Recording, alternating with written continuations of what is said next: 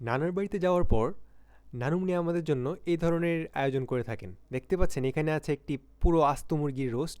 আমার কিন্তু ছোটোবেলা থেকে আস্ত মুরগির রোস্ট খুবই প্রিয়, যার জন্য নানুমণি আমাদের জন্য এই ধরনের আয়োজন করতেন নানার বাড়িতে যাওয়ার পর। প্রায়ই এই ধরনের আয়োজন করে থাকেন। এছাড়াও দেখতে পাচ্ছেন কত সুন্দর গাছপালা দুপাশে। এই রকম একটি মনোরম পরিবেশে কিন্তু আমরা নানার বাড়িতে ঘুরতে যাই, এবং যাওয়ার পর নানুমণি আমাদের জন্য এরকম সুন্দর একটি আয়োজন করে থাকেন। তো আজকে আমি সেই আয়োজনগুলো আপনাদের সাথে শেয়ার করলাম। এছাড়াও আরও বেশ কিছু রান্না করেন, যেমন গরুর মাংস, মাছ ভাজি, আর অনেক কিছু থাকে। তো এইগুলো দিয়েই মেনলি নানুমণি আমাদেরকে স্পেশালভাবে আপ্যায়ন করে থাকেন। সকলে আমাদের নানুমণির জন্য দোয়া করবেন। এবং দেখতে পাচ্ছেন কত সুন্দর একটি দৃশ্য। নানার বাড়িতে যাওয়ার পথের দৃশ্যগুলো কিন্তু আসলেই খুবই দারুণ। আমার নানার বাড়ি নেত্রকোনায় অবস্থিত। আপনারা যারা নেত্রকোনার অধিবাসী তারা কিন্তু ভালোভাবেই জানেন কেমন সুন্দর নেত্রকোনার জায়গাগুলো।